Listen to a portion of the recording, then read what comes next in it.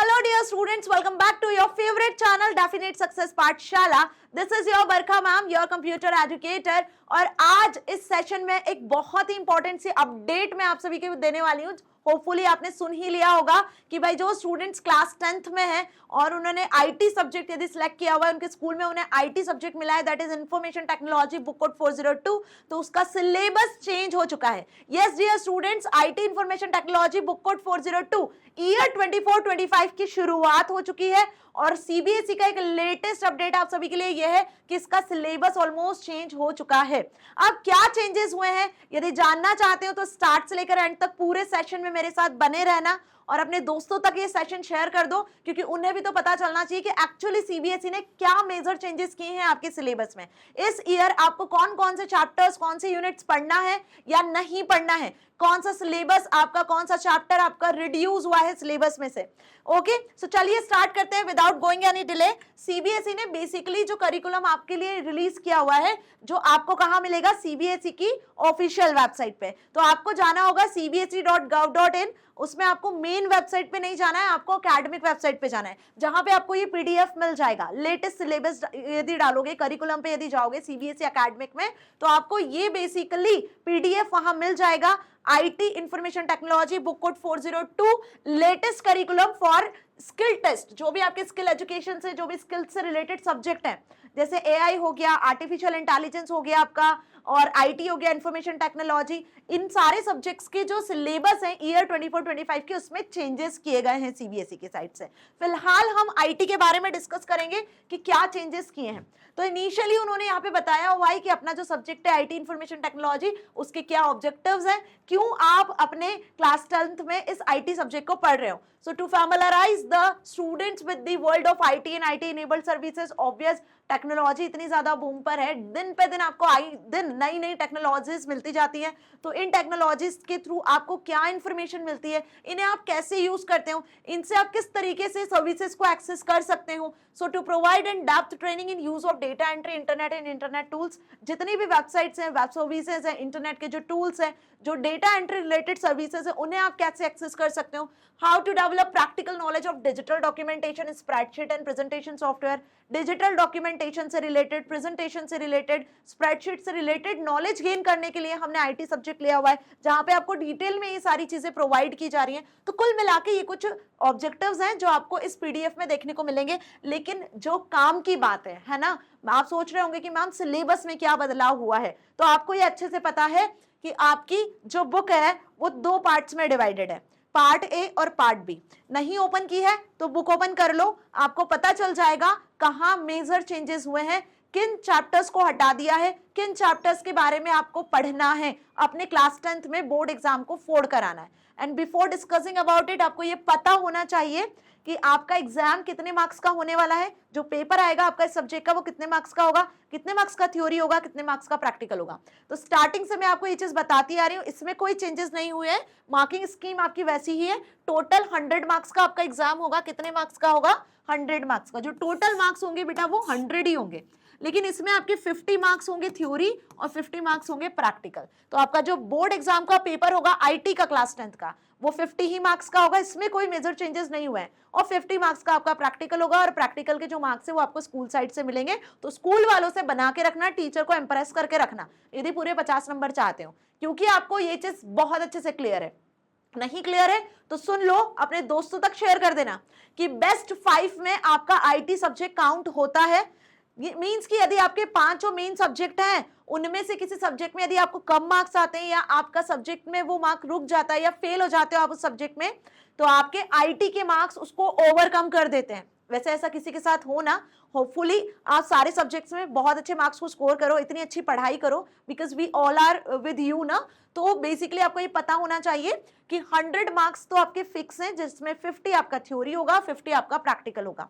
तो थ्योरी के लिए आपको कैसे प्रिपेयर करना है, थ्योरी में आपके कौन कौन से चैप्टर्स आने हैं, क्या पार्ट्स में कोई चेंजेस हुए हैं आपकी बुक में, किन चैप्टर्स में, किन यूनिट्स में बदलाव हुए हैं, तो अब वो हम डिस्कस करने वाले हैं. तो बहुत ध्यान से सुनना और समझना कि कहां चेंजेस हुए हैं. देखो, class 10th IT book code 402 year 24-25, इस चीज को ना बार बार मैं बोल रही हूं तो नोटिस कर लेना अच्छे से.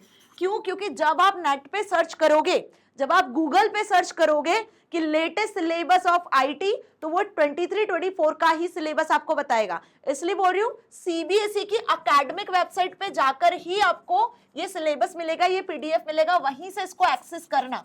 सीबीएसई की कौन सी वेबसाइट? Academic website. ओके, इसका लिंक मैंने डिस्क्रिप्शन में दिया हुआ है, डिस्क्रिप्शन में से आपको इस पर्टिकुलर पीडीएफ का लिंक मिल जाएगा जहां से आप इसको डाउनलोड कर पाओगे। ओके, तो बेसिकली देखा जाए तो आपकी बुक आपको पता है भाई 2 पार्ट्स में डिवाइडेड है, तो यहाँ पे पार्ट्स में तो कोई चेंजेस नहीं है। आपकी बुक पार्ट ए और पार्ट बी में अगेन डिवाइडेड है, ठीक है। अब दूसरा जो मेजर चेंज आपको देखने को मिलता है जनरली कि क्या मैम मार्क्स में चेंजेस हुए हैं पार्ट ए पार्ट बी के? तो नहीं भाई, पार्ट ए से भी जो आपको मिलना है क्वेश्चंस वो 10 नंबर का ही मिलना है और पार्ट बी से आपको 40 मार्क्स के ही क्वेश्चंस मिलेंगे। तो इनके मार्किंग स्कीम में भी चेंजेस नहीं हुए हैं। पार्ट ए में जितने भी यूनिट्स हैं आपके, टोटल 1 2 3 4 5 यूनिट्स, वही यूनिट्स है जो पिछले साल थी, that is communication skill, self management skill, ICT skill, entrepreneur skill and green skills. तो ये 5 यूनिट आपको यहाँ पढ़नी है और इन 5 यूनिट से कुल मिलाकर जो आपके बोर्ड एग्जाम में क्वेश्चंस पूछे जाएंगे वो होंगे 10 मार्क्स के। और एक चीज क्लियर कर दूं कि यहाँ जो क्वेश्चंस आपसे पूछे जाएंगे वो आपके क्या होंगे? वो आपके एमसीक्यूज और 2 मार्क्स के क्वेश्चंस ही होंगे। इस पार्ट ए से जो क्वेश्चंस पूछे जाएंगे वो एमसीक्यूज होंगे plus very short answer type questions होंगे। तो 1 मार्क एंड 2 मार्क के क्वेश्चंस ही आपसे यहाँ पूछे जाएंगे, कुल मिला के 10 नंबर के। तो पार्ट ए 10 नंबर का वेटेज रखता है और इसकी 5 यूनिट एज इट इज है। पार्ट ए में कोई भी बदलाव नहीं हुआ है, वही 5 यूनिट आपको पढ़नी है। अब आ जाते हैं पार्ट बी पर। अभी पार्ट ए में क्या चैप्टर्स में चेंजेस हुए हैं वो भी हम डिस्कस करेंगे। देखो यूनिट्स तो एज इट इज है, हो सकता है कि चैप्टर्स में चेंजेस हुए हो सकता है कि पार्ट ए में जो आपको 20-21 चैप्टर मिलते थे, 15-18 जो चैप्टर्स मिलते थे उनमें चेंजेस हुए हो, वो सब हम अभी डिस्कस करेंगे। वहीं आ जाते हैं पार्ट बी पर। तो पार्ट बी में आपको टोटल मिलती थी 4 यूनिट्स, तो यूनिट्स वही है लेकिन जो यहाँ पे चेंजेस हुए हैं यदि वो आप देख सको तो आपको समझ में आ जाएगा कि यूनिट 1 में डिजिटल डॉक्यूमेंटेशन पढ़ना है, यूनिट 2 में इलेक्ट्रॉनिक स्प्रेडशीट के बारे में पढ़ना है, यूनिट 3 में डेटाबेस मैनेजमेंट सिस्टम पढ़ना है। तो ये 3 तो एज इट इज है जो शुरुआत से चलती आ रही है, इनमें कोई चेंजेस नहीं हुआ है। जो चेंज हुआ है, मेजर चेंज जो हुआ है वो हुआ है आपका यूनिट 4 में। तो यदि आप इस यूनिट 4 को देखोगे तो नाम ही बदल गया यूनिट 4 का। 23-24 तक यूनिट 4 का नाम था वेब एप्लीकेशन एंड सिक्योरिटी। यदि आप प्रीवियस ईयर की बुक उठा के देखोगे या आपने इस ईयर भी बुक खरीद भी लिया होगा तो आपको पता चल गया होगा कि वेब एप्लीकेशन एंड सिक्योरिटी इस नाम से आपका यूनिट 4 था, जिसमें कुल मिला के 10 से 11 चैप्टर्स थे। 10 से 11 चैप्टर्स आपके यूनिट 4 में थे।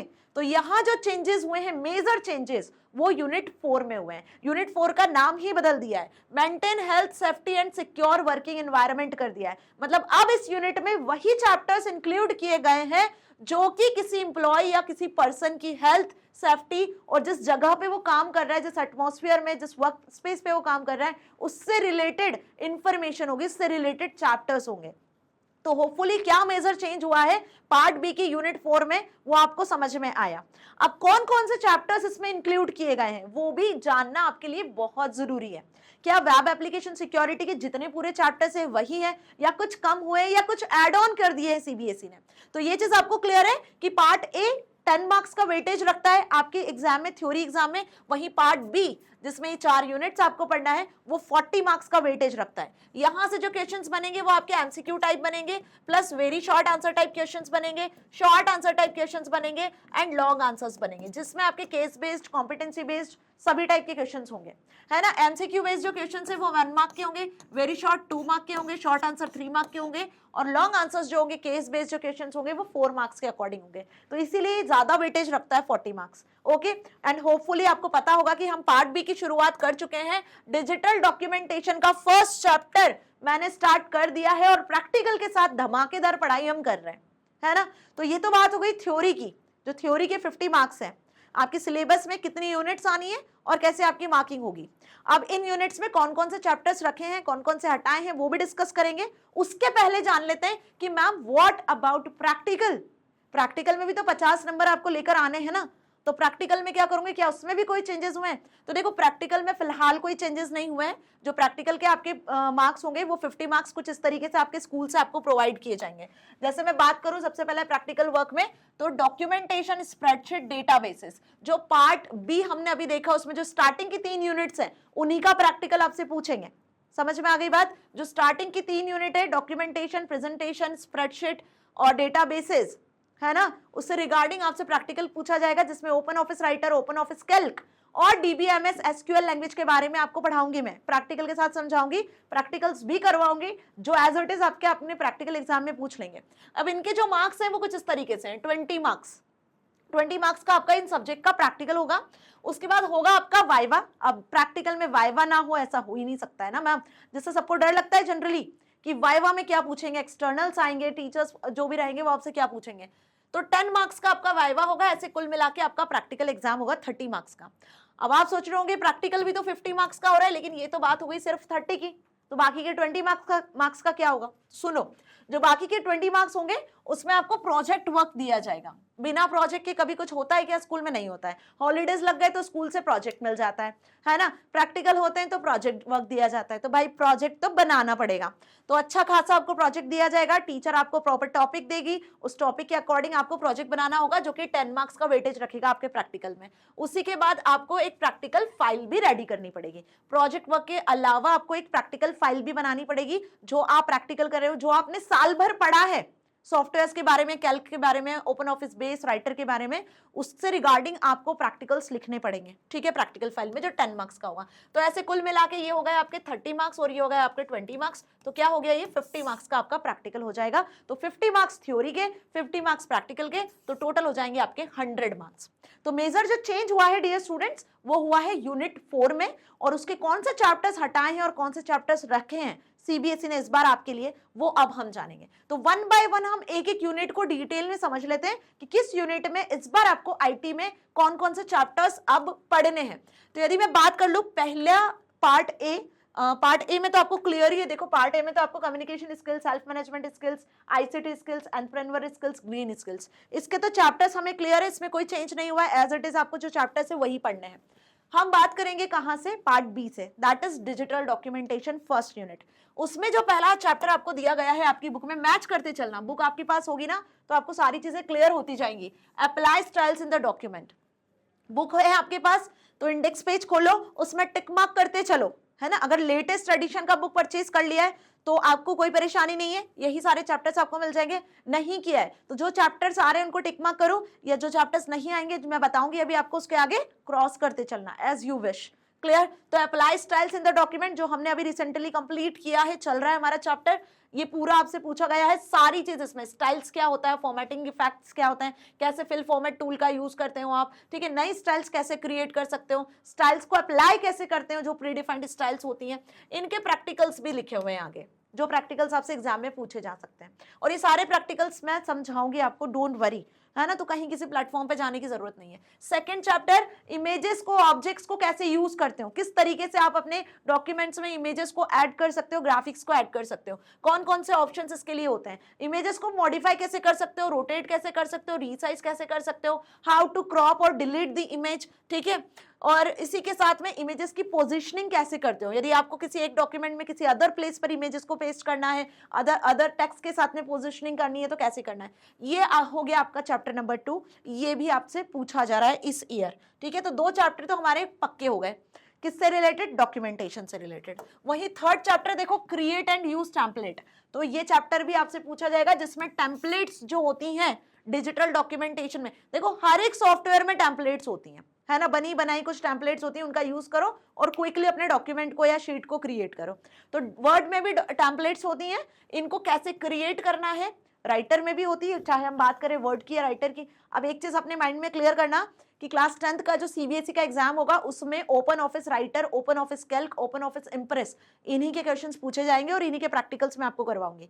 वैसे बहुत ज्यादा डिफरेंस नहीं है वर्ड, एक्सेल, पावर पॉइंट और डीबीएमएस सॉफ्टवेयर में, एमएस एक्सेस में, जो कि राइटर, कैल्क, इंप्रेस में आपको पढ़ने को मिलेगा। सेम चीजें दोनों में होती है, थोड़ा सा ऑप्शंस आपको इधर उधर कहीं मिल जाते हैं, जैसे यहाँ फाइल मेन्यू होता है तो वहां पे फाइल रिबन एरिया होता है ना, बाकी काम सब सिमिलर करते हैं।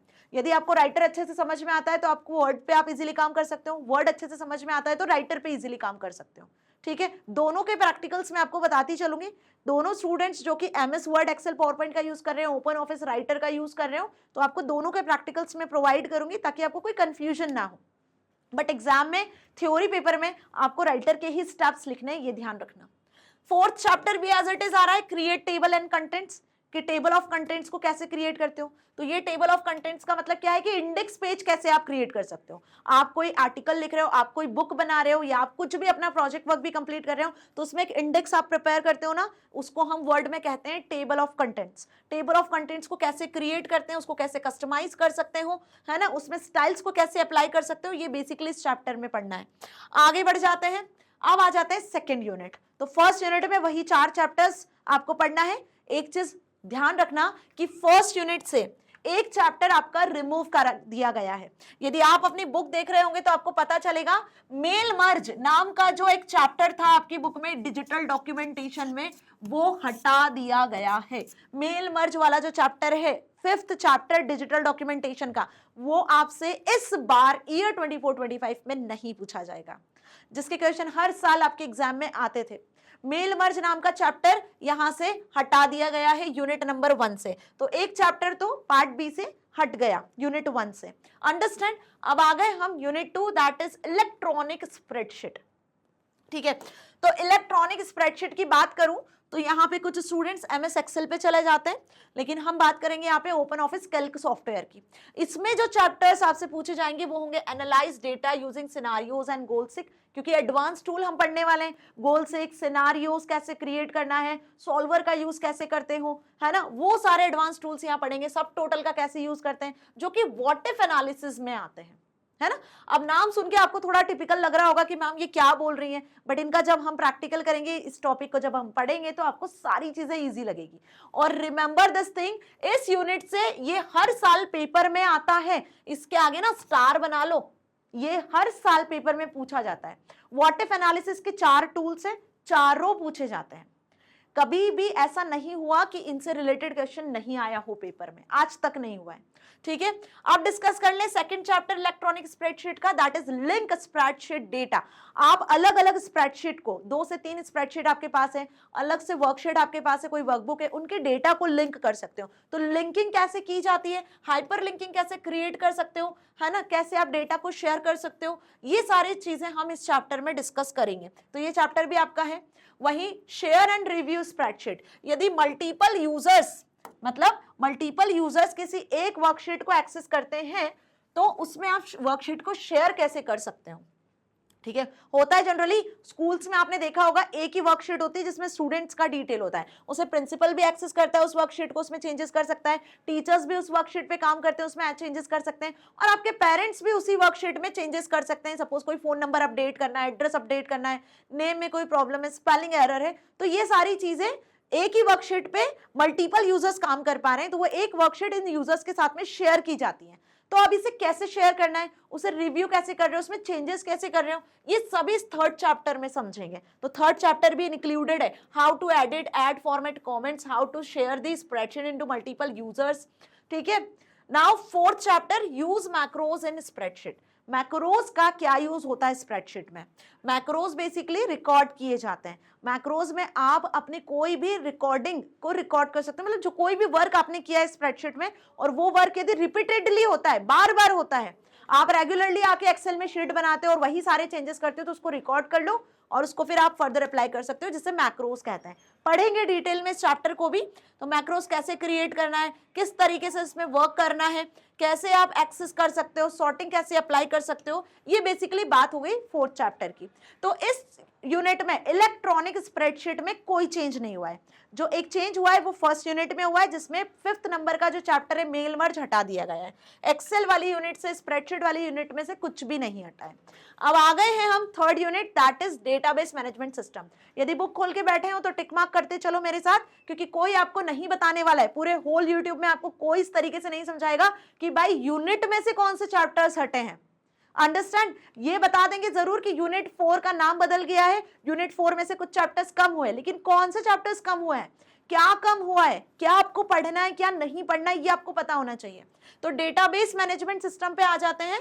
1st चैप्टर जो डेटाबेस मैनेजमेंट सिस्टम का है, उसमें डेटाबेस मैनेजमेंट सिस्टम का कॉन्सेप्ट बताया गया है कि आप डेटाबेस सिस्टम होता क्या है, डीबीएमएस पे कैसे वर्क करते हो, क्या इसके ऑब्जेक्टिव्स हैं, कीज क्या होती हैं, कैसे कीज का यूज किया जाता है। तो ओवरऑल कॉन्सेप्ट डीबीएमएस का, इसके advantages, features, examples, relational databases management system क्या होता है, और साथ ही यहाँ पे कीज वाला जो कॉन्सेप्ट है वो बहुत इंपॉर्टेंट होता है, और इसी के साथ इसके प्रैक्टिकल्स भी दिए हुए हैं। तो ये सारी चीज हम डिटेल में डिस्कस करेंगे, प्रैक्टिकल के साथ में आपको बताने वाली हूँ।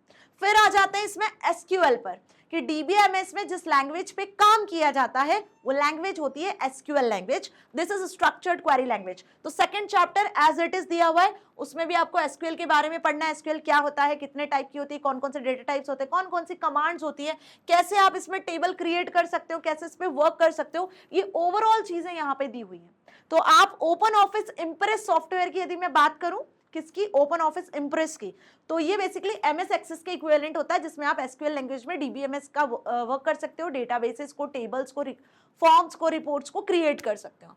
ये सब क्या होते हैं, कैसे करना है, तो थोड़ा सा पेशेंस रखना, हम ये सारी चीजें डिस्कस करेंगे। अभी हमारे पास टाइम है, बहुत जल्दी मैं आपको इनके प्रैक्टिकल्स भी प्रोवाइड करूंगी। Now third chapter is perform operations on a table. Table पे क्रिएशन, इंसर्शन, अपडेशन, डिलीशन कैसे करना है। देखो वही सारे ऑपरेशंस लिखे हैं, inserting data in table, editing records in table, deleting, sorting, है ना, डिफरेंशियल इंटीग्रिटी क्या होता है, प्रॉपर्टीज कैसे सेट करते हो, ये सारी चीजें इस चैप्टर में आएगी और ये भी आपके सिलेबस में इंक्लूडेड है। Last chapter retrieving data using query, तो ये भी आपके सिलेबस में इंक्लूडेड है। मतलब कुल मिला के बात करूं तो यूनिट 2 और यूनिट 3 पार्ट बी की, इसमें कोई चेंज नहीं हुआ है। यूनिट 2 और यूनिट 3 में जितने चैप्टर्स हैं वो सब एज इट इज आपसे पूछे जाएंगे। क्वेरी कैसे जनरेट करते हैं, फॉर्म कैसे जनरेट करते हैं, रिपोर्ट क्या होती है, वो सब इस चैप्टर में पढ़ेंगे।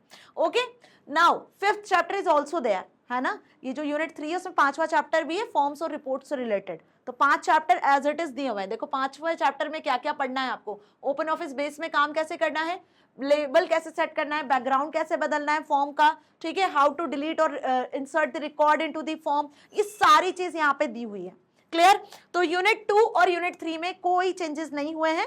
एक चेंज यूनिट 1 में हुआ है, मेल मर्ज वाला चैप्टर हटा दिया है।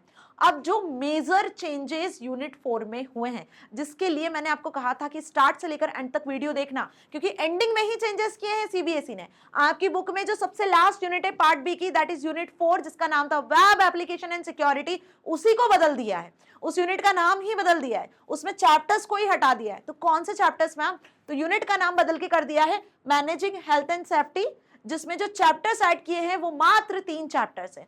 मतलब जिस यूनिट में 11 चैप्टर्स हुआ करते थे लास्ट ईयर तक, उसमें से पूरे 11 चैप्टर्स में से आधे से ज्यादा चैप्टर्स हटा दिए सीबीएसई ने। मतलब इंटरनेट वाला जो पार्ट था वेब एप्लीकेशन एंड सिक्योरिटी में, इंटरनेट क्या होता है, नेटवर्किंग क्या होता है, इससे रिलेटेड जो चैप्टर्स थे वो सब हट गए हैं। वहीं आपकी ब्लॉगिंग क्या होता है, ब्लॉगिंग ऑफलाइन ऑनलाइन ब्लॉगिंग से रिलेटेड कुछ चैप्टर्स थे वो हट गए हैं। ऑनलाइन सिक्योरिटी, ऑनलाइन शॉपिंग से रिलेटेड एक चैप्टर था वेब सर्विसेज से रिलेटेड, वो भी हटा दिया है। तो लास्ट के जो 3 चैप्टर्स थे वही 3 चैप्टर्स आपके लिए यहाँ ऐड किए। तो काफी ज्यादा चेंजेस इस बार सीबीएसई ने आपके सिलेबस में किया है। तो यहाँ पे जो चैप्टर्स इंक्लूड हुए हैं ना 4th यूनिट में, वो maintain workplace safety, prevent accidents and emergencies and protect health and safety work, ये 3 चैप्टर्स आपको एकदम लास्ट में मिलेंगे। आपकी बुक में जो इंडेक्स पेज आप देख रहे होंगे, तो पार्ट बी में जो 4th unit web application and security के नाम से आपको मिलेगी, अब वो कन्वर्ट हो गई है मैनेजिंग हेल्थ एंड सेफ्टी में, जिसमें लास्ट से आपको 3 चैप्टर्स ही पढ़ना है, बाकी सारे चैप्टर्स को क्रॉस कर दो। वो चैप्टर्स आपसे इस ईयर नहीं पूछे जाएंगे जो इंटरनेट एंड सर्विसेज से रिलेटेड थे। तो होपफुली यहां तक अच्छे से समझ में आ गया है कि आपसे किन चैप्टर्स के बारे में डिटेल में पूछा जाने हैं और क्या आपका सिलेबस है। यदि कोई भी डाउट होता है तो भाई कमेंट सेक्शन में लिखना मत भूलना। आप लेटेस्ट बुक, लेटेस्ट एडिशन की परचेज कर सकते हो, और नहीं भी परचेज करते हो तो पुराना एडिशन भी ले सकते हो, प्रीवियस ईयर का बुक भी ले सकते हो। उस बुक से बस वो चैप्टर्स पे क्रॉस कर देना, वो चैप्टर्स आपके नहीं आएंगे। यूनिट 4 में जो 11 चैप्टर 10 चैप्टर आपको दिए हुए हैं, उनमें से सिर्फ लास्ट के 3 चैप्टर्स आपसे पूछे जाएंगे। और unit 1 that is digital documentation, वहां से मेल मर्ज हट गया है, मेल मर्ज वाला चैप्टर हट गया है, बाकी पूरा सिलेबस एज इट इज है। पार्ट ए में कोई चेंजेस नहीं है, जो भी चेंजेस हुए हैं वो पार्ट बी में ही हुए, जहां से 40 मार्क्स का आपसे मेन एग्जाम में पूछा जाएगा। तो कोई भी डाउट होता है don't forget to write in comment section. और एक गुड न्यूज है आप सभी के लिए कि अब डेफिनेट सक्सेस पाठशाला पर वो सारे स्टूडेंट्स जो कि नीट की प्रिपरेशन करना चाहते हैं, तो भाई उनके लिए एक स्पेशल चैनल ओपन हुआ है, दैट इज डीएससी नीट पाठशाला, जहां से आप नीट की प्रिपरेशन कर सकते हो। तो जो भी स्टूडेंट्स आपके फ्रेंड्स हैं या 11th 12th के बाद नीट की प्रिपरेशन कर रहे हैं, तो उन्हें आप इन्फॉर्म कर देना। चैनल की लिंक आपको डिस्क्रिप्शन में मिल जाएगी, जहां से आप उसे इजीली शेयर कर सकते हो, सो दैट वो अपनी नीट की प्रिपरेशन को और ज्यादा बूस्ट कर सकते हैं। एक्सपर्ट फैकल्टीज के थ्रू आपको यहाँ पे नीट की प्रिपरेशन कराई जा रही है। सो होपफुली आपको आज का सेशन अच्छा लगा, समझ में आ चुका है कि अब हमें whole of the year, go through the year क्या पढ़ाई करनी है, किन चैप्टर्स पे फोकस करना है। बहुत बड़ी गुड न्यूज है आप सभी के लिए कि चैप्टर्स बहुत ज्यादा रिड्यूस कर दिए गए हैं सीबीएसई के थ्रू। अननेसेसरी जो चैप्टर्स थे वो सब हटा दिए हैं। सो होपफुली आपको आज का सेशन क्लियर है। मिलेंगे नेक्स्ट सेशन में। Till then stay here, stay happy. Thank you so much.